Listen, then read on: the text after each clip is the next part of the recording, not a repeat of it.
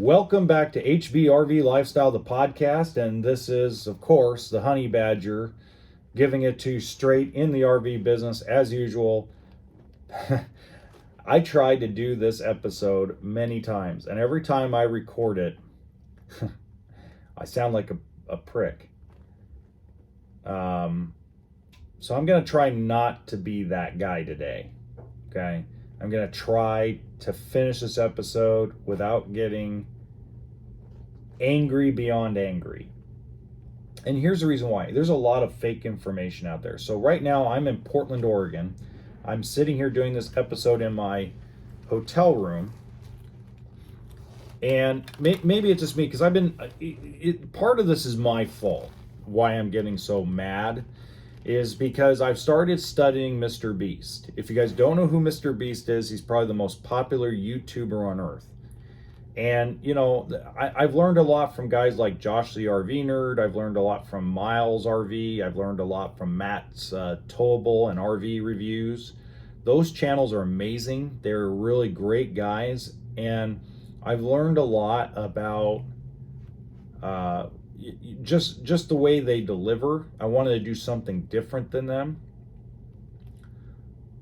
But the downside is I'm not exploding, right? And the reason why I'm not exploding is a lot of it has to do with that I have a lot of evergreen content. I have a lot of educational content. And educational content on YouTube or on a podcast takes time. So what I wanted to learn is I wanted to learn the business aspect of YouTube in a better way. And the best way to do it is to listen to Mr. Beast. Jimmy is the best of the best, and he's young and vibrant, and he knows the business of YouTube and how to grow a business.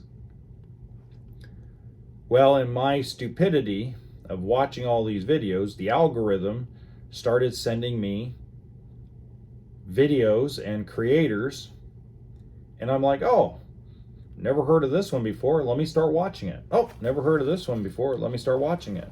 And the more I watched, the angrier I got. I was getting so pissed off, I started doing rant and raves on my recording software, thinking, okay, I'm going to post that. And then cooler heads prevail, and I'm like, you know what? That's what got me in trouble the last time I was doing a podcast. I got kicked off. I had to rebrand the podcast.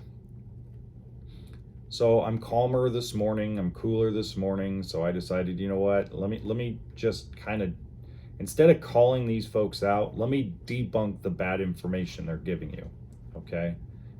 First of all, and I'm not going to mention names, but there's a creator that has a podcast and a YouTube show. He brings a lot of guest speakers on. So I want to debunk something he said the other day. He said that living in an RV as a first-timer is a terrible idea. You don't know what you're doing. You know, it's not the lavish lifestyle you're thinking about. You know, go buy something small, blah, blah, blah. Let me debunk that for you. First of all, I am a first-timer when it comes to living in a coach. Have I owned an RV? Yeah, I've owned a motorhome, small class C. You know, I've always, I've been selling them.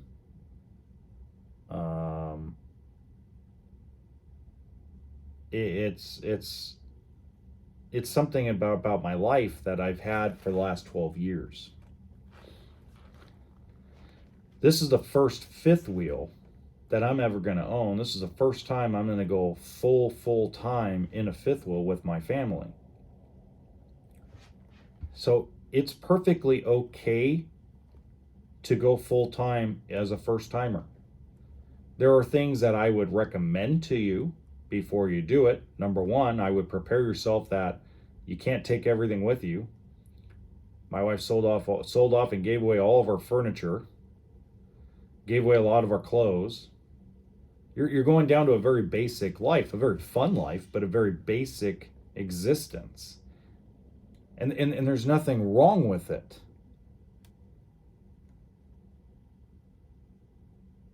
Okay? Nothing wrong with it at all.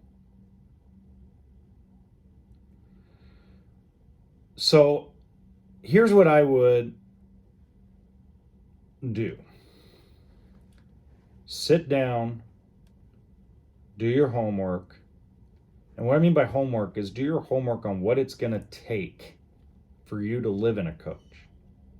Don't do, oh, I got to figure out what brand is the best. Oh, I got to figure out, what's the best constructed unit. No. First things first. What does it take to full time? And don't do your research on YouTube. If you want to listen to me about construction of units, or Josh the RV nerd on certain floor plans and just the ins and outs of the RV business, great. There's plenty of us that give you great information, but there's guys that have a lot of fake information or false information, and those are the guys I'm trying to keep you away from. So do limited research on YouTube. If you want to do really good research on full-time RVing, the best way to do it is to go talk to people at campgrounds. Most RVers are very open about their experiences. And the difference between talking to someone in person, so let's say you're a tent camper. The next time you go tent camping, before you decide to go full time, go find a park or a campground that has a bunch of motorhomes and fifth wheels and trailers, and just people will talk to you. Trust me. Just go up to them and say, "Hey, man, we've been thinking about doing this and going full time. What do you guys do? What's your experience?" They don't make any money when you talk to them. You have to understand a lot of these full-time gurus on YouTube, they make money. So the number one thing Mr. Beast teaches is storytelling. So these people are storytellers. They're not actual experts in anything. They create a lot of thumbnails and titles that are clickbait type of information, and you're not really getting what you need out of it. You'll get more out of it if you go down to an RV park, pay for a 2 or 3 day stay there, stay in a tent, sleep in your car, doesn't matter. If you got a little travel trailer, go take your little travel trailer and talk to people. You're going to find probably half the campground full times, or if they don't full time, a lot of them will be out for 6 months at a time, living out of their RV as they travel around the country. Those are the guys to learn from. Okay? Those are the folks that at the end of the day are going to give you the right information or the right experiences. I don't have the full experience yet. I can tell you how to full-time. I can tell you how to finance a trailer for full-timer. I can give you step-by-step how to get to that point. What I can't give you yet is my experiences. Yeah, I lived in a fifth wheel in the back of a lot. That's different than full-timing. I lived in the back of a dealership for a while in a fifth wheel. I lived in a toy hauler I fixed up at the back of a dealership.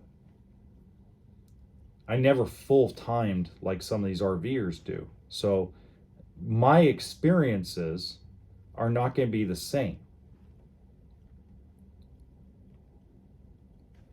The other thing I want to debunk in that show is that RV prices are at not an all-time low, guys, but an all-time,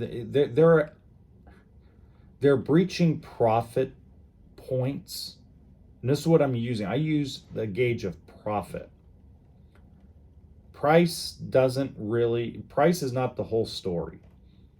I base it on profit margins. And dealership profit margins remind me of 2010 and 11 when I first got in this business. We made money on the very new stuff, but the older stuff, the stuff that had been on the lot for 200 days to 700 days back in that time, it was get it off the lot. That was the attitude. Get it off the lot. I used to have a manager that used to make 10 phone calls a week to the owner. The owner was awesome. Great guy, always picked up the phone. Hey, I've got a $60,000 pure loser on a 2000 and I think it was a 2009 Fleetwood Discovery. And it was a full wall slide Discovery. It was, I think, a 39L or 39F. Hottest selling floor plan in that brand. And they were looking at a $60,000 loser. Pure. Owner said, make the deal. First thing he asked is, can the people actually buy it? And back then, guys, financing was always a coin flip. It didn't matter if you're an 800 or a 600. It was always a coin flip. And he said, yeah, we have a loan for it. And he said, pull the trigger. Every time we used to hear him say, hey, pull the trigger on that. I need the money. We need the cash. This is a little bit different. This is just overstock. And being overstocked with the interest rates they're at, dealers are just wanting to keep their cash flow intact. So if it means they got to take a little bit of a loss today to save cash in the future, they'd rather do that. So you're seeing a lot of especially at this Portland RV show, I walked around, and outside of 2023 product, so some of the guys have 2023 inventory. They're starting to trickle in. They're starting to buy the new inventory. They are priced a lot higher than the 2022s. So there's one dealer, he has a 2023 Flagstaff Microlite 25 FK. He's got it priced at $49,900. He has a 2022 in the same show for $33,900. It's close to a $15,000 difference. So when you hear this guru, this supposed expert tell you that prices are going to crash next year, hold off on your purchase, brother, we were already there. You're way behind the times. So let me give you what the truth is. The truth is that the purge of inventory already started. Dealers are shrinking their inventory. They're not going to carry 12 brands anymore. They're going to go lean and mean next year. Lean and mean means prices are going to go up. Profit margins are going to go up. They're going to take less inventory from the manufacturers. The manufacturers are going to build less. And profit margins are going to go up. Now, does that mean you have to go and run and buy one today? No, if you're not ready, and what I mean by ready is you don't have your credit where you need it, you don't have the down payment, to make the payment make sense, or simply you've got a bad debt to income ratio, maybe you're trying to pay some debt down and you're waiting till spring, hey man, great reason to wait. Those are 3 great reasons to wait. But if you have the down payment, and the only thing that's scaring you is, these gurus, these guys on YouTube, they're saying to wait. You're going to miss out. Guys, spring and summer is where dealers make their money. Fall and winter is when they're purging inventory. But next year, because they're going to run lean and mean, it's going to be high prices all year long next year. Now, is it going to be MSRP? No, there's going to be discounts. We're going to go back to days where there's going to be healthy discounts. But today, in the month of November, and possibly, we'll see how it goes, possibly the month of December, maybe even into January, if there are 2022s on the lot, they're taking record low profits on them. They're done. They're done with 2022. They all want to move on. And the proof in the pudding is how much they're selling 23 year models for. I have a dealer in my territory that has Clipper, and he has a 2022 and a 2023 of one model on his lot. He's got one priced at a $3,000 loser and the other one priced at a $5,000 profit. Which one do you think he really wants to sell? And once that one sells, he's done with 2022s, then he's gonna have to reassess. Well, which one do you think he wants to sell the most? Right?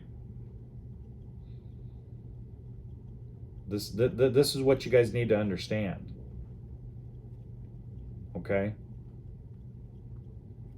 YouTubers are not experts. They're not. And the guys that are experts on YouTube are very bad storytellers. I'm a bad storyteller. I'm terrible at it.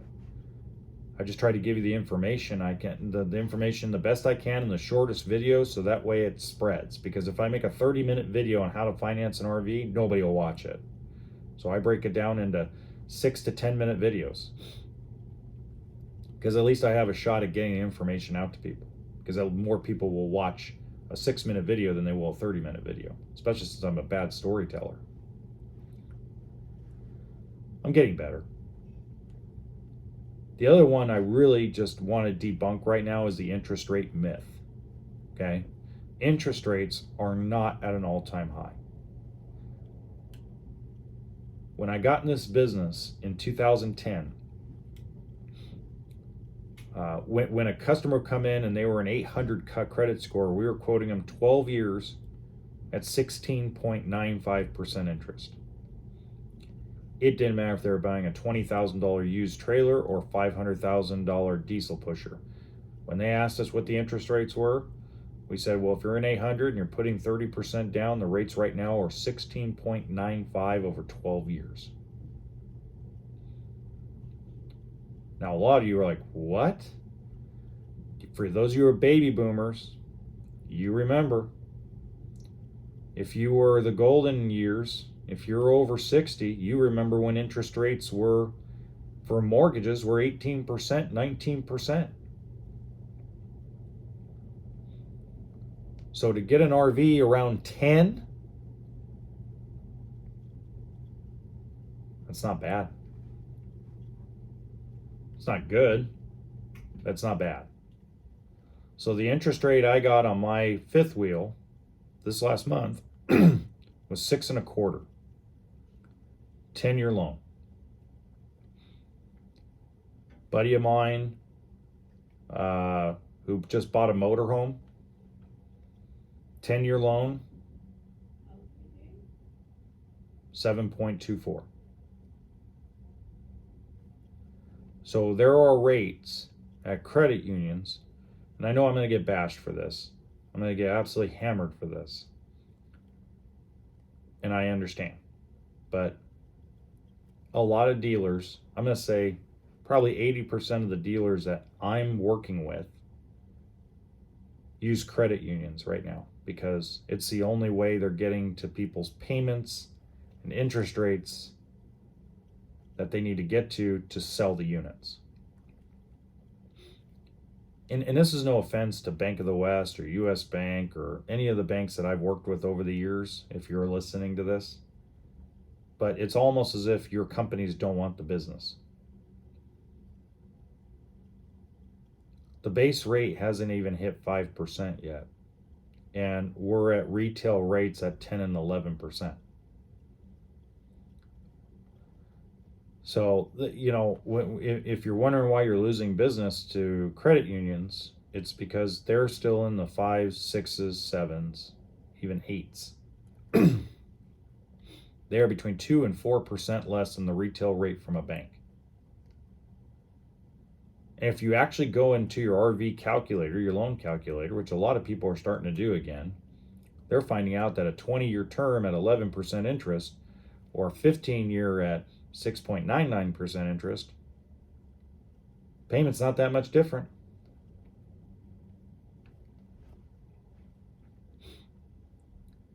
So we have to get to the point where you got to get the interest rate thing out of your head. You really do. Interest rates are not going down anytime soon. But when they do, the beautiful thing is most of you can refinance stuff. If you buy a house, you buy a car. But the difference is you can't just make minimum payments and stretch the loan out for the maximum term and not pay down the loan at all. I mean, I know that I'll be refinancing my fifth wheel in about 2 years. I'm in it right. I got enough money down. I'm going to make big chunk payments to keep the principal down. And when rates go back down into the fours, I'm going to refinance it. Take a shorter term, refinance it, save some money. It's the same thing my mother's going to do on her house. She bought a house in this terrible, terrible interest rate market. She got a hell of a price. Probably got at least 150 grand of built-in equity in 5 years. And as soon as rates go down, she's refinancing. Shorten the term. Pay more of the principal. Pay less interest. So that's an easy thing to debunk. Is it fair? No. But there's the only way that prices were going to come down, guys. Prices have come down in this industry, and the boat industry, and the housing industry, in a lot of luxury item industries, a lot of day-to-day industries. Not everybody's caught up, and the people that haven't caught up, they're going to close their doors. But the people have caught up and understand what the market is and understand where it's going and how we're going to get there, they're going to make a ton of money in about 3 years. They're not going to make much next year, but they're going to make a ton of money. They're going to increase their market share 10 to 20 fold. And if you're smart enough, you're not going to listen to the experts online. You're going to go out and you're going to do your research and find out, wow, prices are really low. Profit margins are really low. Now, I'm not saying you should go buy a boat, a house, an RV all in the same year. But what I am saying is if you planned on buying an RV in 2023 and go camping, there hasn't been a better month, a better next 2 months, November and December, to buy whenever. This is probably going to be the month, the Christmas present for the whole family. And you're not going to be disappointed.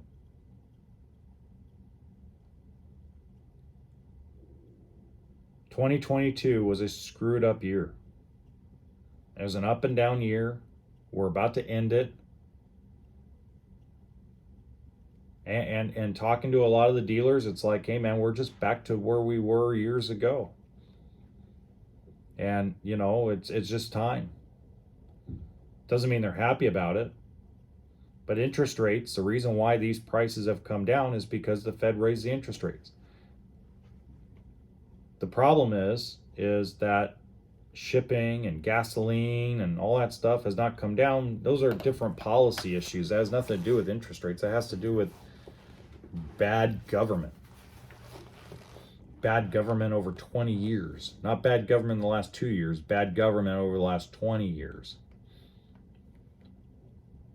But I'm not here to talk politics.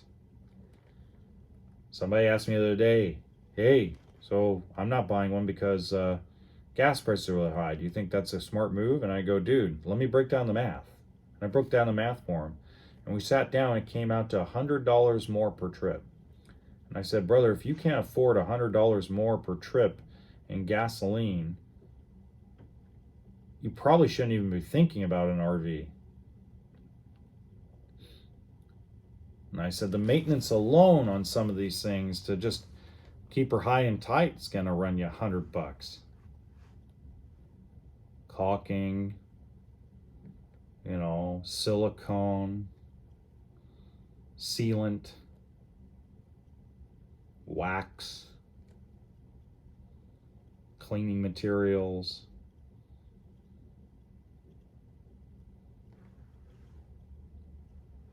Now he went home to his wife, and they came back and shook my hand and thanked me. They ended up buying a Class B motorhome. He was pretty shocked at what I had to say about that, and went home and actually wrote out the math equation him I came out with, and he goes, "Holy crap, it makes sense."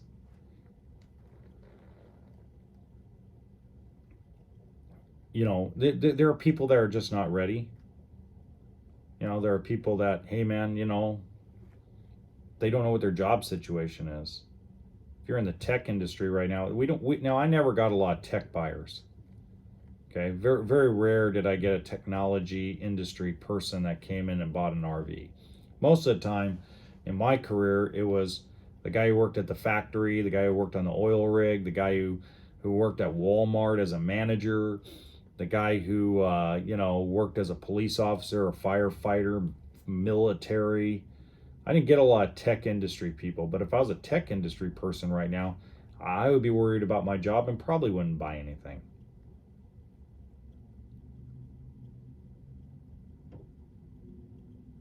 Right?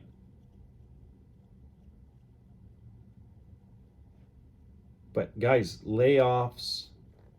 This is what this is the final thing I'm gonna say on the economy part of it. Layoffs, interest rate hikes are part of stabilizing the economy. Getting supply chains under control is a part of stabilizing the economy. The last thing that really needs to happen over the next 2 years is energy needs to stabilize. And it will. Because it can't go on like this forever, and even governments know that. Even government officials know that. Even companies know that. Great movie about that. If you ever want to watch it, I forgot the name off the top of my head, but Jeremy Irons is in it. And Jeremy Irons says, it's my job to figure out when the music's gonna stop. And he's referring to the 08-09 crash.